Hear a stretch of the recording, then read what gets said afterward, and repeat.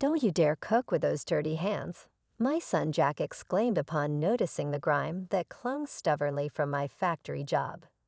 He had labeled them as dirty, and to appease him, I adorned oversized plastic gloves. However, the slippery gloves led to an accidental cut on my finger.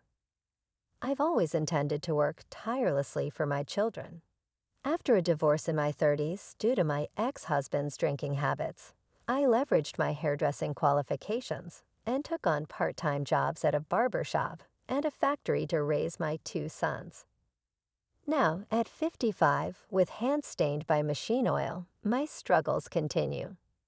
My eldest son, Jack, a cleanliness enthusiast and a bit of a germaphobe, often scolds me for not taking better care of my hands. Despite his high education and income, he resents my divorced, working-class existence. My younger son, Sam, took a different path, teaching himself programming and becoming a home-based engineer. We live in a small apartment, managing to stay close together despite our differences. However, Jack's decision to become independent poses a financial challenge, and our relationship grows strained. Are you kidding me? Working from dawn till dusk, and this is all you've got. Jack accuses me wearing fraying sweatshirts and worn-out jeans. His independence, though joyous, creates loneliness. He takes the money I've earned without considering my needs for old age, leaving me struggling to save. When Jack announces he's getting married, I'm hopeful. Perhaps this will bring positive change to his demeanor. Anxiously awaiting the family meeting, I continue my usual routine, juggling work at the factory. Then a call interrupts my day. The voice on the other end is Jack's. He talks about the upcoming meeting, warning me not to embarrass him. Despite the challenges and strained relationship, I find happiness in the possibility of him having someone important in his life. I hope he learns about love from his future wife, something I couldn't teach him. As I wait for details on the meeting, my story unfolds. A tale of sacrifice, struggle, and the hope that love can bridge the gaps that life has created. As Jack announced his impending marriage, my initial joy was clouded by his reluctance to have me meet his in-laws. Her parents are business people, different from our family. "You don't have to come," he abruptly declared before hanging up. Surprisingly, I found myself more content about Jack's marriage than I had realized. The thought of him having someone by his side brought me immense comfort. Ever since Jack left home, my worries about his well-being and loneliness persisted. Learning that he'd found someone to share his life with was a balm to my concerned heart. However, Jack's request for me not to attend the meet and greet with his in-laws left me disappointed. My younger son, Sam, expressed his frustration, having recently bought a new suit for the occasion. Days later, Jack called, informing me that his in-laws insisted on meeting me immediately. I hastily made my way, grappling with the decision of attending in my work clothes or being late after changing. Opting for a quick touch-up and a change of clothes, I arrived at the high-end restaurant feeling out of place but determined.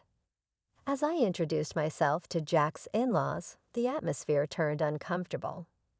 Jack, seizing an opportunity, mentioned my supposed allergies, prompting an early departure. His scolding the next day for not adhering to a dress code added another layer of embarrassment. In our conversation, Sam defended me, reminding Jack of his last-minute invitation. However, Jack's focus shifted to his future plans, revealing his intent to inherit his in-laws' business. The strained conversation ended with a harsh statement. Low-income factory workers don't need to come to the wedding. While shocked, I acquiesced to Jack's wishes, understanding that a parent's greatest joy is seeing their child happy. Ending the call felt like severing the bond of parent and child, a profound sadness settling in. As I forced myself to accept this reality, the face of Jack's future wife lingered in my thoughts, and an indescribable loneliness enveloped me. Despite the heartache, I continued working at the barber shop and the factory, trying to suppress my feelings. At least I still had Sam by my side. Sam's upcoming wedding fueled my determination to work harder and contribute whatever money I could. About 2 weeks before Sam's big day, Jack unexpectedly contacted me again. Our relationship seemed strained after he explicitly told me not to come to the wedding, yet he was making more unreasonable demands. Weddings cost money, you know that, right? He insisted. I retorted, I know, but I don't have any more money to give you. Besides, shouldn't you have saved some yourself since you're working? Annoyed, he dismissed my concerns, insisting I find a way to borrow the money. Reluctantly, I agreed, and he hung up after securing the promise. A few days later, Jack came to collect the borrowed money, leaving with a smug smile. The weight of the debt I had taken on for my child's wedding added a considerable burden. I felt a responsibility to work diligently to repay it, knowing that if something happened to me, it might be passed on to Sam. Then a surprising turn of events occurred. A man claiming to be a customer visited the factory where I worked, leading to an unexpected encounter. Days passed, and the day of Jack's wedding arrived. Despite being told not to come, I worked as usual, praying for my son's happiness. Suddenly, I received a call from the office. Jack was on the phone, in the midst of his wedding. He urgently requested, "Mom, come to the wedding now." Confused, I asked what had happened, and he simply instructed me to hurry and bring Sam. Hastily getting ready, I headed to the wedding venue. Upon arrival, a staff member guided me to the hall, and when I opened the door, I found myself in the spotlight. The father of Jack's bride announced, "This is Jack's mother. Please welcome her with applause." I felt both embarrassed and happy as I became the center of attention, bowing to the crowd. Jack, on a stage, appeared embarrassed or possibly angered by the unexpected introduction. Beside him, Sam reassured me, "Don't mind Jack. Let's have fun." We've been invited by the bride's father himself. It turned out that the man who visited the factory was the bride's father, who had taken the initiative to ensure I attended. The wedding reception proceeded smoothly, reaching its climax without a hitch. As we left the venue, I felt relieved to have conveyed my blessings to Jack and his bride. Taking a moment to express gratitude to the bride's parents, I peered into the family waiting room, where an unexpected confrontation awaited me. "Don't get too comfortable. You're only here because your father-in-law felt sorry for you," someone said. Turning around, I saw Jack, who continued, "This isn't a place for a factory worker who's down on her luck." Suddenly, behind Jack, the bride's father, who had been absent until now, intervened, saying, "Jack, are you still talking to your mother like that?" Caught off guard, Jack turned around. Making a surprise face before freezing in place, Jack couldn't respond to the accusations of financial hardship caused by his irresponsible actions. The father of the bride addressed Jack, highlighting the various expenses, from tuition fees to wedding costs, and the money taken from his mother to support his lifestyle. Sam, standing beside me, added to the revelation, mentioning the payday loan taken out for the wedding expenses.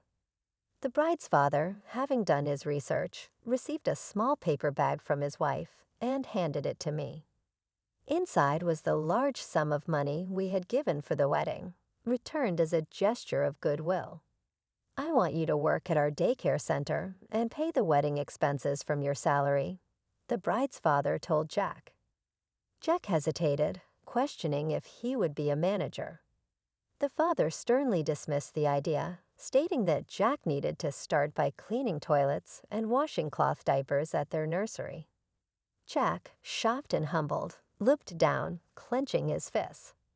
I realized that the bride's father was none other than Mr. Allen, the daycare teacher who had looked after my kids when I separated from my ex-husband. His wife, standing beside him, reassured me and reached out in a comforting grasp. After a while, Jack quit his job, and he and his wife joined the daycare center run by his father-in-law. A promise was made to deduct a set amount from Jack's salary until every cent taken from me was repaid. Jack needed to earn his childcare certification and gain experience before taking over my role. Mr. Allen, the bride's father, smiled cheerfully, stating, "There's plenty of time before he'll need to take over your role." Grateful for Jack's new family, I continued to work, encouraged and optimistic about the future.